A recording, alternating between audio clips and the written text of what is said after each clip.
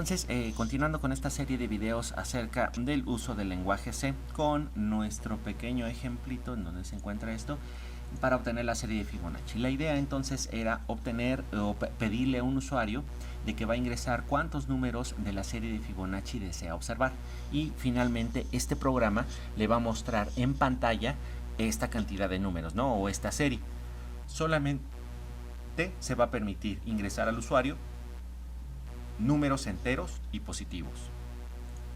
¿Sale? Ya en el directo anterior, o en el directo que se había realizado anteriormente, se había observado que se puede entonces realizar el programita de manera que vaya a ingresar un cierto número a partir de la consola, o sea, que es esto a partir de la consola, pues que se va a ingresar con mediante teclado, ¿no? Utilizando el teclado. Después se iba a utilizar la función try_parse que se encuentra dentro de esta pequeña clase int32. Se iba entonces a enviar esto a una variable que se llama número de entrada. Este número de entrada es una variable de tipo entero y estos datos se iban a encontrar entre un intervalo entre 1 y 46. Todo lo que esté fuera de él se iba a enviar muy lejos, o sea, no se iba a tomar en consideración. Mientras esto está sucediendo, entonces va a mostrar el letrero de valor inválido, que se vuelva a ingresar entonces los datos mediante la consola, ¿vale? Bueno, entonces vamos a ver, ¿vale? Entonces, ¿qué es lo que va a suceder en este punto? ¿O qué es lo que vamos a hacer? Vamos a transformar, bueno, no transformar, vamos a pasar este pequeño segmento de código, o este pequeñito pedazo de código en una función. ¿Qué es una función?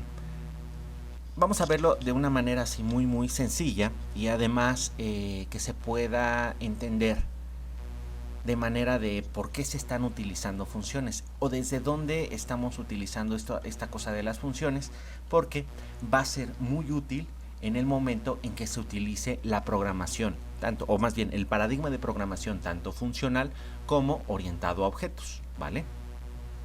Bueno, la función o las funciones se van a generar para que un pequeño segmento de código que pueda llegar a ser muy repetitivo dentro de un código principal. ¿A qué me estoy refiriendo con esta parte de un código principal? Todo lo que se encuentre en la función main, hay que recordar, y estoy diciendo de la función main, observen esto también, la misma función main o la función principal es una función. Entonces, vamos a tener esta función main de esta manera, y dentro de ella sabemos que a partir de este punto es donde va a correr el programa. Cuando se genera entonces los programas, a partir de ahí es donde van a comenzar a correr, ¿sale? Empiezan a correr cada una de las líneas y ya lo ejecuta. Cuando termina la función main, adiós al programa. Vale, pero si nosotros dentro de toda esta función main vamos a tener una serie o sí, podría ser una serie, varias líneas de código que se repiten una y otra vez. Por ejemplo, si nosotros tuviéramos esto que se repitiera varias veces y no lo pudiéramos, por ejemplo, colocar dentro de un while, sino fuera absolutamente necesario, bueno, colocando dentro de un while, hablando de alguno de estos elementos cíclicos, pero puede ser cualquier otro, ¿no? O sea, no hay ningún problema sobre ello, ¿va? Entonces, bueno, ya tenemos aquí la función while, funciona bien. Perdón, ¿qué demonios estoy diciendo? Pero bueno, vamos a tener entonces estas líneas de código que se van a estar repitiendo, ¿no? Y las vamos a tener así una y otra vez. Entonces, si esta cosa se va a estar repitiendo una y otra vez, nosotros lo podemos poner, o podemos poner este pequeño algoritmo, este mini algoritmo, dentro de una función. Vamos a ver.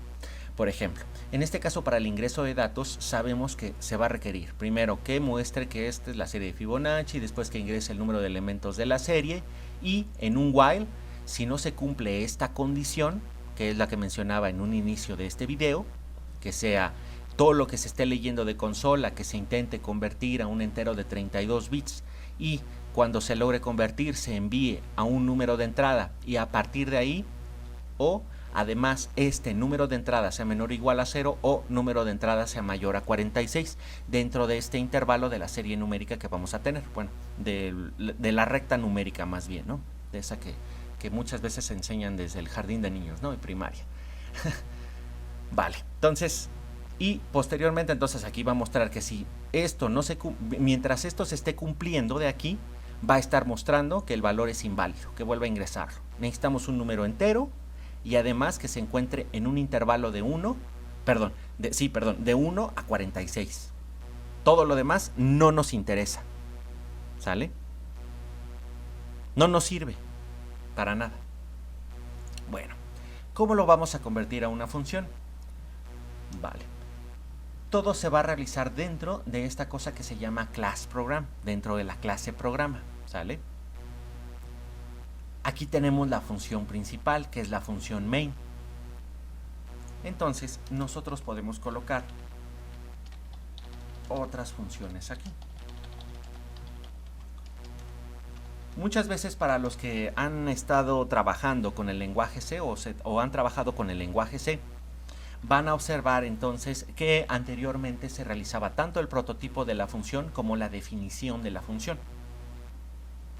El prototipo nada más entonces colocaba qué tipo de valor iba a regresar la función, o si no regresaba nada con el void, cómo se llamaba la función y cuáles eran los argumentos que iba a recibir dicha función. ¿Va? Pero en este caso, en el lenguaje C#, muchas veces eso se omite o ya no se coloca. Esto viene porque se va a trabajar entonces con la programación orientada a objetos, pero la idea de todo esto es llevarlos lentamente hacia esa parte de la programación orientada a objetos. Vale, entonces vamos a continuar con esto. ¿Cómo vamos a colocar entonces esa función para recibir los datos? Bueno, entonces vamos a colocar aquí la función. ¿Cómo se van a estar manejando entonces? ¿O cómo vamos a estar manejando ahorita, en este momento, y mientras no estemos utilizando la programación orientada a objetos, las funciones en el lenguaje C#? Bueno, esta primera función entonces que vamos a colocar aquí va a ser, vamos a tener que colocar con lo mismo de public static. Estas van a ser dos modificadores que van a tener la función. Por un lado nos está diciendo que es de tipo público. Esto para realizar un adelanto acerca de la programación orientada a objetos es de que va a ser público a todo el mundo que quiera observar esta función, dicha función. Entonces se va a utilizar en cualquier parte del programa e inclusive en otros programas. Pero bueno, hasta aquí lo dejamos. Luego viene static. Bueno, ¿qué significa esto de static? Cuando no estamos trabajando directamente con la programación orientada a objetos, podemos utilizar este modificador static para decirle entonces a nuestro código y al compilador que no debe de utilizar esta parte de la programación orientada a objetos dentro de las funciones y que todo lo que esté trabajando, ya sea variables y también estas funciones, sean del tipo estáticas, ¿vale? Algo que es relativamente sencillo. Entonces, si ustedes no van a estar trabajando así de pronto, si no van a estar trabajando con cosas de programación orientada a objetos hasta este momento, pónganlo entre paréntesis, vamos a utilizar todo de manera estática, que sería static. No va a estar cambiando con respecto de algunas clases y objetos, pero eso, bueno, posteriormente se observará cuando entremos a la programación orientada a objetos. En este caso, entonces vamos a colocar public static y después ya viene lo que generalmente se coloca en las funciones, que va a ser qué es lo que va a regresar la función o dicha función. Si nosotros colocamos void, este void nos va a indicar que no se va a regresar ningún valor. En cambio, si colocamos int, char, float, string o cualquiera de ellas, quiere decir que va a regresar precisamente un valor de dicho tipo. Y ahorita vamos a ver qué significa esto de regresar un valor. Vamos a poner public static y vamos a regresar un valor entero, que es lo que nosotros necesitamos. ¿Por qué necesitamos esto? Bueno, aquí en el ingreso de datos, para ingresar el número de elementos de la serie o el número de elementos que se va a calcular en la serie, estamos regresando entonces este número de entrada. ¿Número de entrada qué es? Es un entero. Por tanto, como vamos a sustituir entonces todo esto por una función, sabemos o podemos intuir más bien que necesitamos que dicha función me regrese un entero, que es lo que estoy obteniendo después de utilizar todas estas líneas de código, ¿va? Vale, espero que todo vaya perfectamente bien explicado en esta parte. Vamos sobre aquí. Entonces después le vamos a poner un nombre a la función. Aquí también se utiliza la notación de camello, pero lo que se sugiere es colocar un verbo en infinitivo cuando estén entonces ustedes nombrando. Dije 2 veces ustedes. Cuando ustedes estén nombrando una función, utilicen un verbo en infinitivo para indicarle o para indicar a los posibles revisores de sus códigos de que se trata entonces de una función y qué es lo que realiza. En este caso podemos poner recibir valor, ¿sale? Y eso es entonces lo que va a realizar dicho método. Podría ser recibir valor de programa, recibir valor de la serie, no lo sé, pero lo voy a colocar como recibir valor. Ahora, ¿existen algunos argumentos que nosotros podamos utilizar? Podría ser. En este caso, por ejemplo, podríamos preparar a la función para que recibiera un cierto intervalo. Vamos a poner aquí int nim, int, colocando entonces máximo y mínimo de manera inversa, porque nosotros entonces estamos diciendo que vamos a recibir un intervalo entre el mínimo y el máximo, y eso es lo que nosotros vamos a incluir dentro de la función. Ahora, ya nosotros conocemos o sabemos cuál va a ser nuestro mini algoritmo que vamos a meter dentro de la función. Podemos agarrar y copiar y pegar. Recuerden siempre la ley del mínimo esfuerzo, pero ahora tenemos que hacer unas pequeñas modificaciones. En primer lugar, este número de entrada como tal, como variable, no existe dentro de la función. No lo podemos utilizar. ¿Por qué razón? Dentro de la función main existe, pero como había yo indicado en uno de estos primeros videos, se trata de una variable local. Las variables locales entonces solamente van a trabajar dentro de su misma función. Ahorita vamos a estar trabajando nada más con puras variables locales. Entonces, al tratarse de que nada más puede trabajar dentro de su propia función, o sea, de la función main, nosotros no la podemos mandar a llamar desde aquí. Eso es imposible. Este apodo solamente se le está dando dentro de este salón de clases, y en otro salón de clases a lo mejor le están llamando de alguna otra forma. Iba a decir un apodo bastante soez, pero hasta aquí lo dejamos. ¿Sale? Entonces aquí vamos a colocar las variables locales de esta función recibir valor, las cuales solamente van a ser conocidas o solamente las vamos a poder manejar dentro de esta función, ¿sale? No puede haber otra cosa adicional. Vamos a llamarla entonces n para nombrarla de una manera un poco más pequeña, y aquí vamos a quitar esto ya no nos sirve y esto ya no nos sirve. Inclusive entonces ya podríamos dejarlo todo en una sola línea para que no se vea tan loco y sea un poco más entendible. Relativamente muchas veces en el lenguaje C# van a encontrar que una instrucción que lleva o es muy larga, que podría no verse de manera horizontal, es colocada entonces con enter, o se colocan los saltos de línea para ir mostrándola línea a línea, ¿no? De que haya ahí algún detallito, un problemita. ¿Sale? Bueno, ahí está entonces.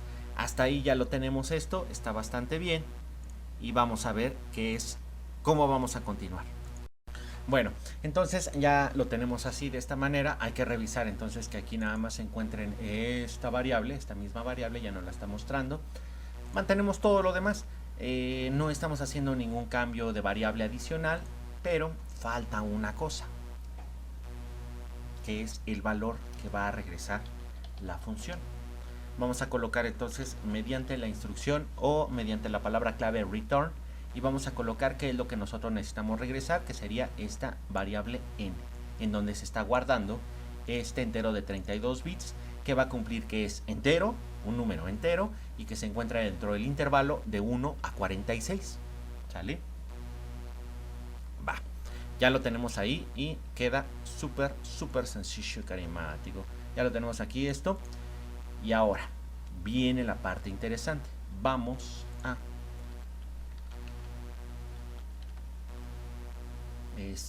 ¿cómo se le llama esto? A comentar esta parte.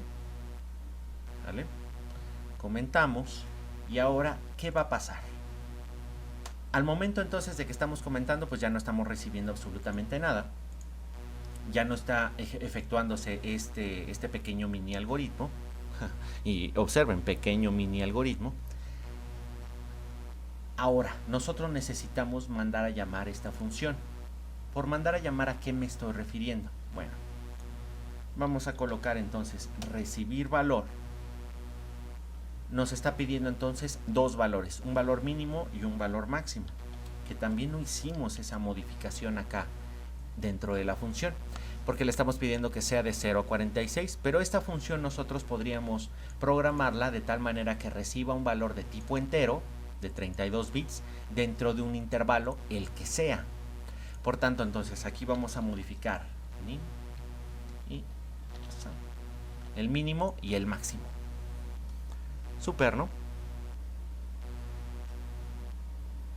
Ahí va a quedar entonces el intervalo entre el mínimo y el máximo. Ahí está. ¿Va? Entonces, aquí nosotros vamos a colocar los valores entre 0 y 46. Esos van a ser mis valores mínimos y valores máximos que tenemos en esta punta. Esto de aquí debe de ser igualado a esto. Y ahora vemos por qué razón.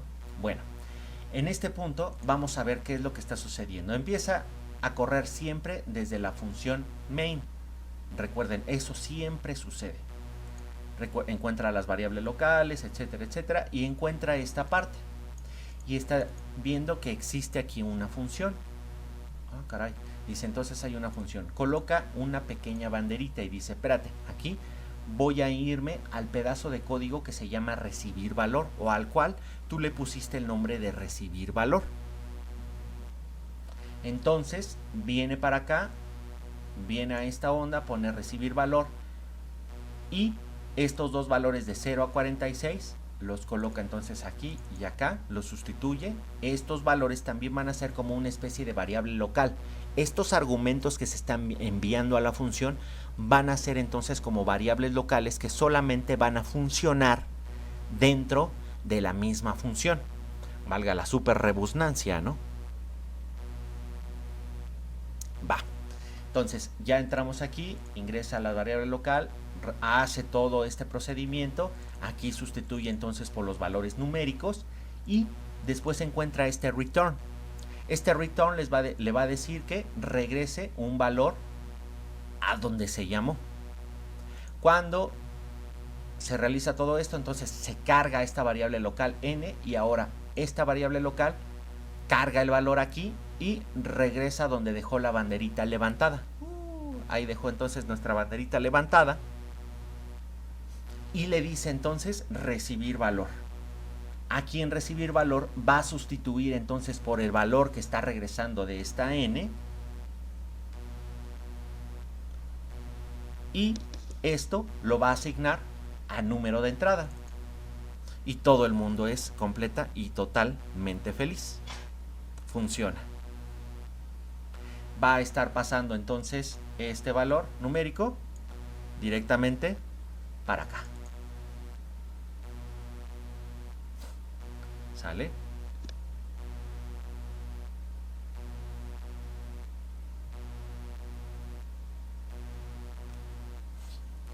Va. Ya lo pasa, entonces mueve este valor de lo que se recibió acá, quita la bandera y sigue ejecutando el programa sin absolutamente ningún problema. Vamos a verlo. Ejecutamos y aquí me dice ingresa el número de elementos de la serie. Recuerden que van a ser valores entre 1 y 46, menos 5, valor inválido, vuelvo a ingresarlo, va. Entonces 50, valor inválido, vuelve a ingresarlo, perfecto. Queremos 30, listo, me está mostrando entonces los 30 dígitos o los 30, perdón, elementos de la serie de Fibonacci. Y ahí ya queda completo el programa. Y ya nada más, entonces esta parte que se tenía aquí lo podemos eliminar. Le colocamos aquí ingresar datos, porque ya se está trabajando con esta función numérica aquí arriba. Esta función, lo que muchísimas veces se sugiere es colocarle lo que estoy aquí pegando, que ya había escrito para que no se haga tan largo el video, de colocar que es la función, el nombre, decir qué es lo que está realizando y cuáles son los valores que recibe y los valores que regresa. Y listo, ya queda entonces así completa la función. Posteriormente vamos a estar trabajando con otra función y también con variables de tipo global, que eso también nos va a acercar un poco más a la programación orientada a objetos, ¿vale? Bueno, entonces hasta aquí este larguísimo video.